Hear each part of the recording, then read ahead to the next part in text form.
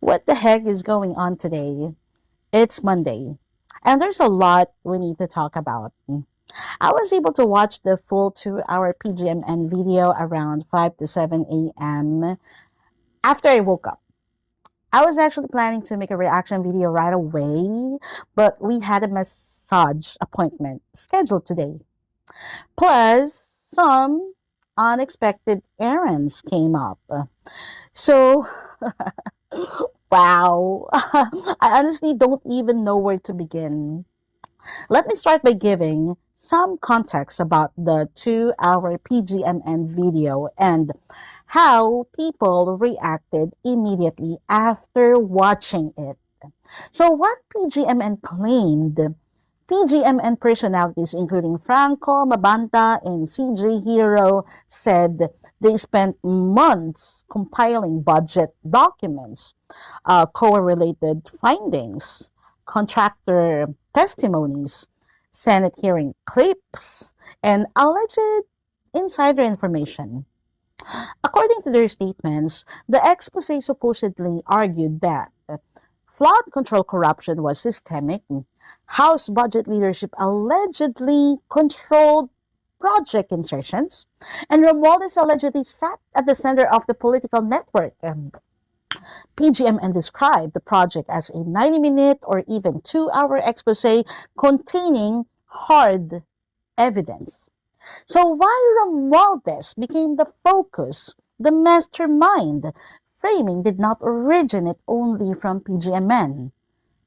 Several public figures and commentators had already been pointing toward Romualdez because he was House Speaker during the period of massive flood control allocations. He was politically linked to former Appropriations Chair Zaldico, and several Senate witnesses mentioned his name in testimonies. Senator Francis Escudero even publicly called Romualdez the mastermind during political exchanges in 2025, accusing him of orchestrating a diversionary narrative around the scandal. The arrest and silencing narrative, the issue exploded further after Franco Mabanta was arrested in an alleged extortion case involving Romualdez. After the arrest, PGMN claimed the case was a setup meant to silence them before the expose could be released. So they argued the timing was suspicious because the documentary was allegedly already finished and ready for publication.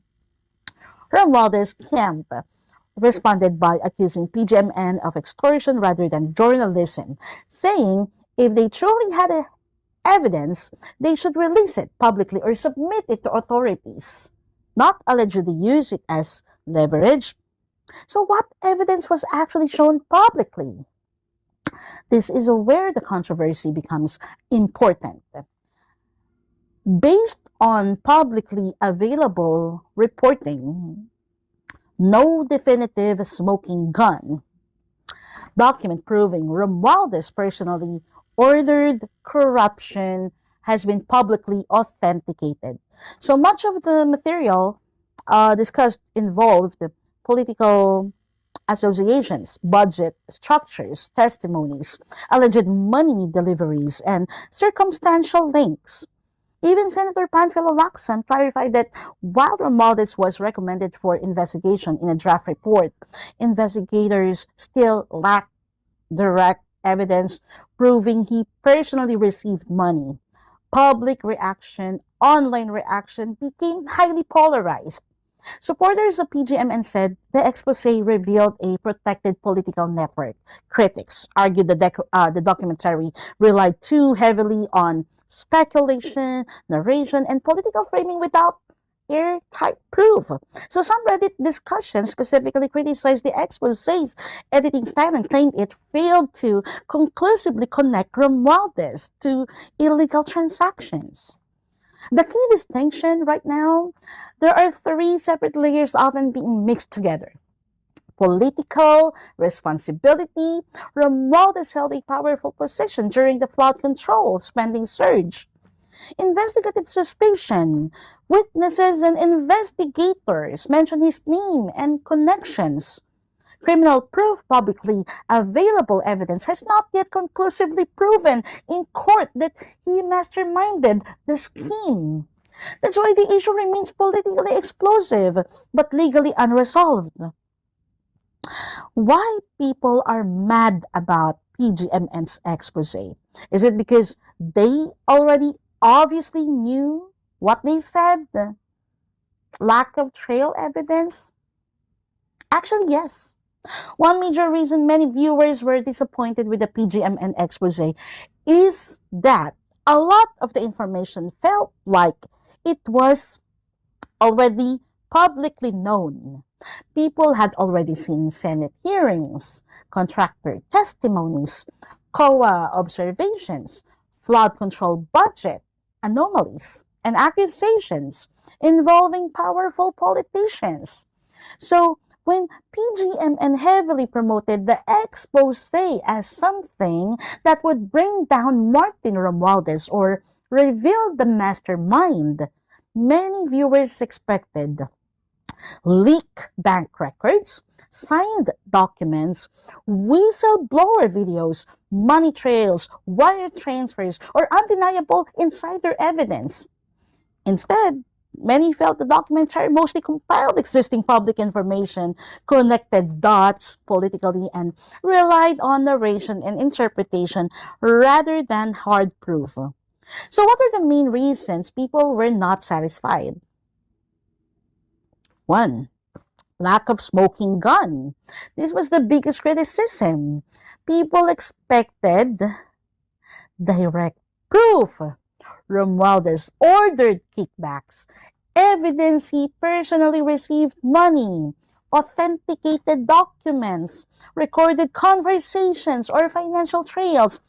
Instead, critics said the expose mostly used circumstantial evidence, political relationships, testimonies. For many viewers, that was not enough to justify calling someone the mastermind. Two, it relied heavily on connecting the dots. A common reaction was, yes, the network looks suspicious, but suspicion is not proof. Critics argued the expose often followed this logic. Romualdez was powerful. Flood control budgets exploded. Allies were involved. Therefore, he must be behind it. So many viewers felt the conclusion was stronger than the evidence shown. 3.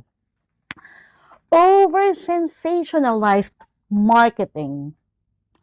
PGMN's teaser built enormous expectations. 2-hour expose, the truth they don't know or they don't want you to know, mastermind, hard evidence, because expectations became extremely high.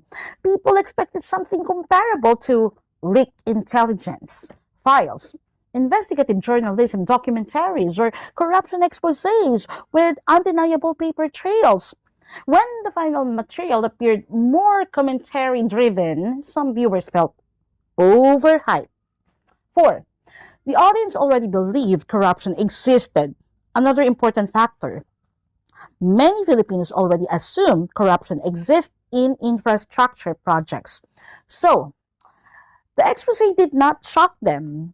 The real question for viewers was, can you prove this specific person directly did it? Many felt the documentary proved corruption probably existed, but not necessarily. Romualdez personally masterminded it. 5.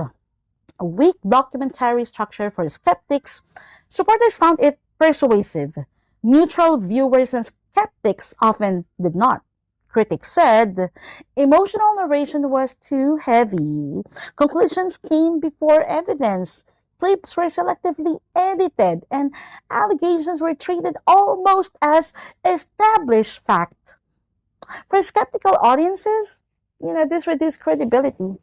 6. No independently verified financial trail. So this is crucial in corruption investigations. People expected shell companies, account transfers, procurement records, ghost contractors, fake bidding evidence, or forensic accounting. Without those, critics said the expose remained mostly political analysis rather than prosecutable evidence. 7. Some thought it became partisan content instead of journalism.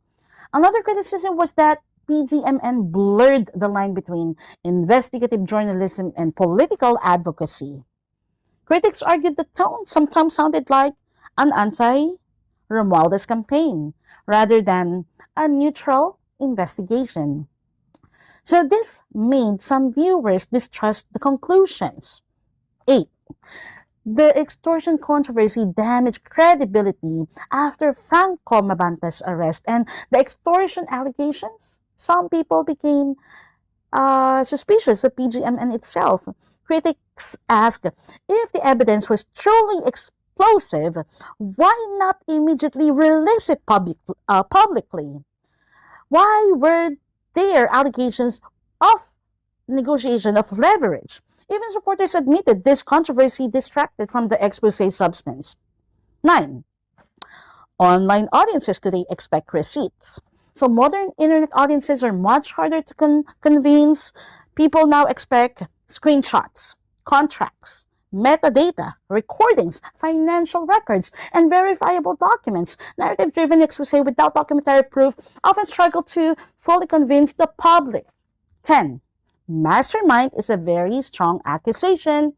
So this word raised the evidentiary standard to call someone a mastermind. People expected proof that he coordinated the scheme, directed participants, approved payouts, or controlled the operation. Many viewers felt that the expose only showed influence, political power, and possible association, not operational command. So overall, the disappointment came from this gap. What viewers expected undeniable proof, direct evidence, criminal linkage, what many believed they got political analysis, circumstantial connections, public information compilation, and strong conclusions without equally strong proof. That doesn't mean viewers think the allegations are false. Many actually believe corruption likely happened. The dissatisfaction mostly came from the promised proof of the mastermind, but you mainly showed a persuasive theory. Anyway, thank you guys so much for watching this video. At least unlike the original 2-hour video, this only lasted less than, I think, 20 or 30 minutes. So hopefully I save you some time. So let me know your thoughts in the comments because honestly, there's still a lot to unpack here. Don't forget to like, subscribe, and share this video if you enjoyed the discussion. Take care, and I'll see you guys in the next one. Okay? Peace. And again, that's all for now. Bye.